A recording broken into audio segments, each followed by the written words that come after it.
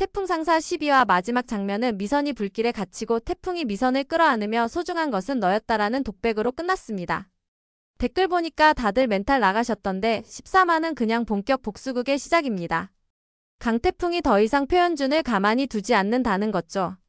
잠든 사자의 코털을 건든 표현준의 처절한 멸망이 기대되는 13화가 될 것 같습니다.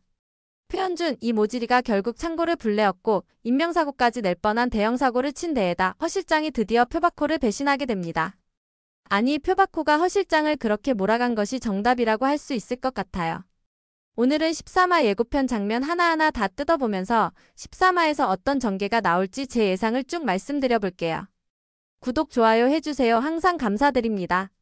12화의 마지막 장면은 창고에서 연기가 자욱하게 퍼지고 있었습니다. 불길이 순식간에 번지면서 박스들이 타들어가고 비닐 타는 냄새, 섬유 타는 냄새가 화면 너머로도 느껴질 정도로 연출이 생생하더라고요.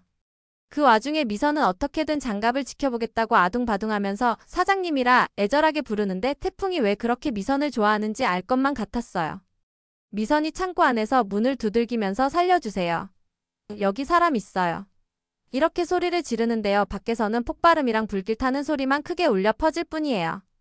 숨을 들이쉴 때마다 연기가 목 안을 긁어대고 시야는 점점 좁아지고 눈꺼풀은 점점 무거워지고 미선의 의식이 서서히 흐려지는 게 보여요. 그 순간 오미선, 오주임 이라고 소리 지르며 달려오는 태풍이 있었습니다. 이준호 배우가 너무 멋있더라고요. 내 여자 지키겠다고 불구덩이 속으로 망설임 없이 들어가는 강태풍을 보는 미선은 그에게 완전히 반했을 겁니다. 이어지는 태풍의 독백은 가장 소중한 것이 오미선임을 알려주는데요. 초짜 사장님의 성장기에 로맨스까지 얹혀지니 정말 재미있어도 너무 재미있습니다. 그리고 태풍이 불길을 뚫고 들어가서 거의 기절한 미선을 끌어안고 나오게 됩니다. 밖으로 나와서는 무릎을 꿇은 채로 미선을 꼭 안고 있고요. 구급대원들이 달려와서 미선을 들것에 싣는데 태풍은 그 구급차가 멀어질 때까지 한동안 시선을 떼지 못하죠. 그런데 여기서 중요한 게 뭐냐면요. 드라마 배경이 97년이라는 거예요. CCTV가 지금처럼 많지 않았던 시절이라 표현준이 이렇게 대담하게 방화를 저지를 수 있었던 것 같습니다. 모지리 표현준은 어차피 증거 안 남으니까 괜찮겠지 이런 생각으로 한 거죠. 그리고 태풍이 간식을 사가면서 열어두었던 문이 잠겨 있었다는 건 표현준이 의도적으로 물품을 소실하려고 했던 것을 알려주는 부분이었습니다. 그리고 이게 표현준의 목숨을 쥐어짜는 도구가 되는 거죠. 그 다음 장면이 진짜 화나는 장면인데요. 태풍이 조달청에 가서 상황을 전달하게 됩니다. 왜냐면 낙찰받은 물량을 납품해야 하는데 창고가 불타버렸잖아요. 그래서 사정을 설명하러 간 거예요. 근데 조달청 담당자는 낙찰받은 물량은 내일 새벽까지 납품해야 합니다. 불이 났다고 해서 책임이 면제되는 건 아니에요. 대체 물량 못 구하면 계약 파기라고 언급합니다. 계약이고 사업이기에 대답이 이해되긴 하나 사람 생명이 왔다 갔다 한 일에 이런 식으로 대답하면 솔직히 화가 나죠. 사람이 죽을 뻔했고 심지어 방화 사건이 일어났는데 말이에요. 근데 담당자는 태풍에 그을린 얼굴, 손에 화상 입은 거 보고도 아무 감정 없이 냉정하게 말했을 겁니다. 담당자는 이래서 작은 회사와 거래하면 사고가 생긴다며 혀를 끌끌 차게 되죠. 태풍은 아무 말도 못합니다. 조달청 관계자가 하는 말이 다 맞았거든요. 그리고 미선이 불길 속에서 죽어가던 장면이 계속 눈앞에 아른거리는 거죠. 담당자가 뭐라고 하는지도 제대로 안 들릴 정도였습니다.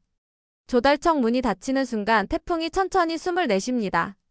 허리가 꺾일 것처럼 고개를 숙이고 몸에 힘이 다 빠진 것처럼요. 오늘 하루가 그의 인생에서 가장 잔인한 날이었던 거죠. 그런데 더 극적인 상황을 만드는 것은 바로 다음 장면일 것 같습니다. 태풍이 조달청 정문 밖으로 나오는데요. 가로등 아래에 껌을 쩝쩝 씹으며 한 남자가 서 있습니다. 당당하게 불을 저질러 놓고 똥인지 된장인지 구분도 못하는 모지리 표현준이었죠. 태풍이 조달청으로부터 쓴소리 듣고 나올 걸 미리 알고 드디어 태풍 상사를 망하게 했다는 것에 고취되어 기다리고 있었던 거였죠. 마치 내가 너를 어떻게 망가뜨렸는지 직접 두 눈으로 확인하고 싶어서 왔어. 이런 느낌일 겁니다. 어떻게 망해가는지 구경하러 온 관객 같은 표정으로 태풍에게 가짜는 조롱을 또 시전할 겁니다. 표현준이 태풍한테 다가가면서 불탄 창고 얘기를 꺼냅니다. 그것도 마치 재미있는 구경거리 얘기하듯이 가벼운 몸짓으로요. 창고에 불났다며? 대박이네. 태풍의 이미 어두워진 얼굴이 점점 더 굳어지지만 표현준의 알랑한 시비 거는 태도에 휘둘리진 않았습니다. 하지만 태풍이 오주임이 그 안에 있어서 위험했으니 말 조심하라라고 경고는 하죠. 표현준은 0.5초 정도 몸이 굳어버립니다. 눈이 약간 커지고 입이 약간 벌어지고 순간 당황하는 게 확 보이는 거예요. 표현준은 창고에 사람 없는 줄 알고 불 질렀습니다. 그냥 물량만 태워버리려고 한 건데 거기 미선이 있었다는 걸 지금 처음 안 거죠. 그래서 순간 당황하게 됩니다. 근데 그 당황이 죄책감이냐? 아니에요. 그냥 그랬어? 나 몰랐는데. 이 정도예요. 그리고 곧바로 표현준의 태도가 아주 잘못된 방향으로 굴러가요. 그 죽은 깨도 있었냐면서 직원 하나 죽을 뻔했다고 뭐 그렇게 대수냐며 아무것도 아니라는 듯 말하죠. 태풍한테 오미선은 그냥 직원이 아니고 그가 마음속 깊이 사랑하는 여자예요. 무엇보다 자신이 책임져야 할 사람이고요. 그 생명이 표현준한테는 그냥 가난한 여직원 하나 정도의 가치밖에 안 되는 거죠. 태풍의 얼굴이 이전에는 한 번도 보인 적 없는 표정으로 변하게 됩니다. 폭발진적인 거죠. 현준아. 이건 표상선에게 던지는 선전포고나 다름없습니다. 직원들 책임져야 할 사장의 무게, 그리고 사람 생명을 휴지조각처럼 생각하는 표현준에 대한 실망과 분노가 나오게 되는 거죠. 자, 여기서부터 반전이 시작됩니다. 이 부분이 진짜 재밌어요. 같은 밤에 표현준은 회사 사무실로 향합니다. 허 실장을 찾아가는 거죠. 왜냐면 납품 일정 문제도 있고 조달청에서 있었던 일도 보고해야 하고 또 자기가 한 일이 잘 처리됐는지도 확인하고 싶은 거예요. 표현준이 허 실장 방에 들어가면서부터 막 떠들기 시작해요. 흥분한 상태로요. 허 실장 오늘 조달청 앞에서 강태풍 봤는데 완전 페인이 됐어. 얼굴에 그을음 묻고 손에 화상 입고 완전 우는 소리로 조달청 담당자한테 물량 못 넣는다고 하소연하더라. 내가 그렇게 될 줄 알았어. 이런 식으로 조달청에서 있었던 일을 자랑하듯이 얘기하는 거예요. 그러다가 창고 화재 얘기가 나와요. 표현준이 신이 나서 계속 떠들어요. 창고불 진짜 잘 나더라. 생각보다 훨씬 빨리 번졌어.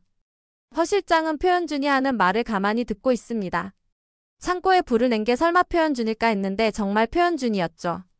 모질이 표현준은 허 실장에게 자신이 무슨 말을 하는지조차 모르고 있는 것 같았습니다. 그러다가 표현준이 결정적인 말실수를 해요. 거기. 그 죽은 깨가 들어가 있을 줄 누가 알았겠어. 무슨 창고 정리를 둘이서 해. 이 말이 나오는 순간 허 실장의 얼굴이 순간 굳어요. 눈빛이 변하는 게 확 보이는 거죠. 근데 표현준은 자기가 지금 무슨 말을 했는지도 모르고 계속 떠들어요.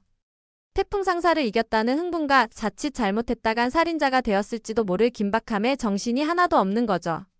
허 실장은 머릿속으로 빠르게 계산합니다. 이건 단순한 기물 손괴가 아니다. 이건 살인 미수였고 국가 조달성을 상대로 입찰권을 따낸 회사의 영업을 방해한 범죄가 돼버린 거였습니다. 허 실장이 평생 표가를 위해 일하면서 많은 걸 눈 감고 있었습니다. 회사 비자금도 뒷거래도 불법적인 일들도 많이 봐왔던 거죠. 근데 이번 일은 사람이 죽을 뻔한 살인 미수 사건입니다. 이건 자칫했다간 표상선이 날아가 버릴 수 있는 범죄라는 걸 직감하는 거죠. 허 실장은 표현준을 내보낸 다음 바로 표박호를 찾아갑니다. 표박호에게 표현준이 저지른 일을 상세히 보고하게 되죠. 허 실장이 기대했던 것은 표박호가 회사를 위해 내릴 결정이었습니다. 자신에게 죄를 뒤집어 쓰라는 것이 아니라요. 태풍 상사 창고에 방화를 저질렀습니다. 표박호가 보고를 듣는 순간 잠깐의 분노가 일었을지는 몰라도 어떻게 아들을 그 위험에서 빼낼 수 있을까 계산부터 했을 겁니다. 표박호가 모든 사실을 다 듣고 나서 한참을 생각하다가 말합니다. 아들이 실수할 때마다 책임을 물어 추궁을 하고 훈계를 했다면 표현준이 저런 모질이로 크지도 않았을 겁니다. 이번에도 아들에게 책임을 묻지 않고 회피할 방법을 찾아내는 거죠. 허 실장을 똑바로 쳐다보면서 차갑게 제안합니다. 그럴 일은 없겠지만 하고 표박호가 운을 뗍니다. 허 실장 네가 방화를 한 것으로 하라고 하죠. 책임은 내가 다 질 테니 변호사도 붙여주고 보상금도 섭섭하지 않게 주겠다고 제안합니다. 아들이 방화범의 살인 미수범이 될 바엔 허 실장을 이용해 치부를 가리겠다는 계산이었던 거죠. 평생을 이 가문을 위해 일한 허 실장은 표박호의 제안을 받아들이는 척을 합니다. 잠시 생각할 시간을 달라고 했다간 어떤 유해를 가할지 모르니 알겠다고 우선 말합니다. 그는 20대 초반 젊은 시절부터 지금까지 표박호와 함께한 인물입니다. 온갖 더러운 일을 맡길 때에도 묵묵히 다 수행했고 그게 자기 일이라고 생각하고 충성했어요. 근데 지금 표박호가 표현준 대신 죄를 뒤집어 써라. 내가 방화범이 되라. 사람 죽일 뻔한 살인 미수범이 되라고 종용하고 있는 겁니다. 그 순간 허 실장은 평생의 충성심이 산산조각 나게 됩니다. 처절한 표상선의 몰락이 드디어 본격적으로 시작하는 시기이기도 한 거죠.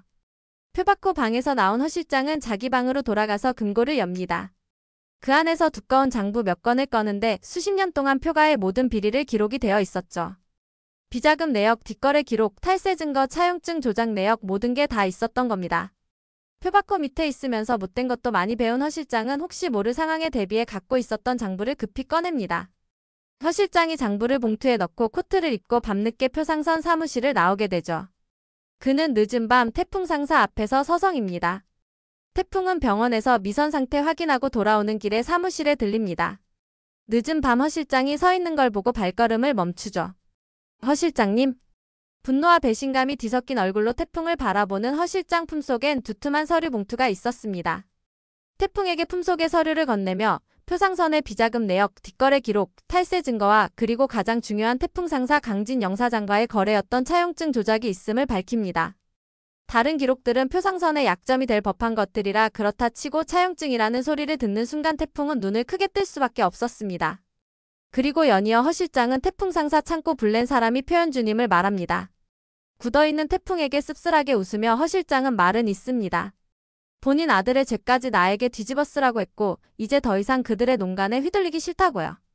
허 실장은 아무 말 못하고 손에 든 서류 봉투가 찢어져라 잡고 있는 태풍의 손을 겉으로 감싸며 차 선택에 대해서도 언급합니다. 강 사장도 어느 정도 눈치채고 있었겠지만 내부 서류를 훔친 이는 차 선택 차 차장이었음을 알려주죠. 오미선이 있었던 창고의 불낸 표현준에 대해서 언급하려던 태풍은 허 실장에게 차용증의 내용을 물어봅니다.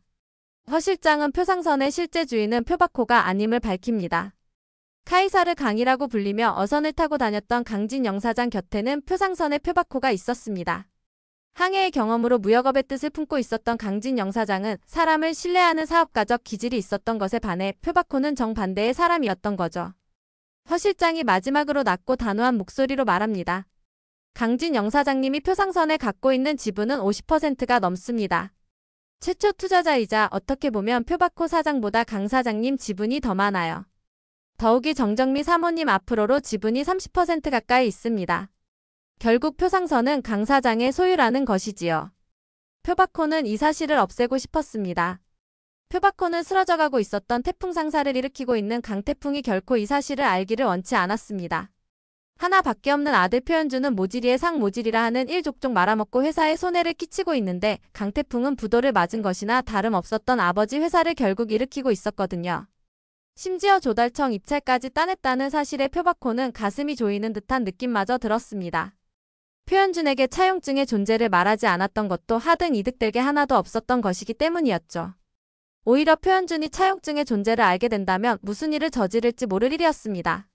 그런데 그런 표박호가 등잔 밑도 어두웠던 듯 결국 허 실장을 통해 이 사실을 들키게 된 것이었죠.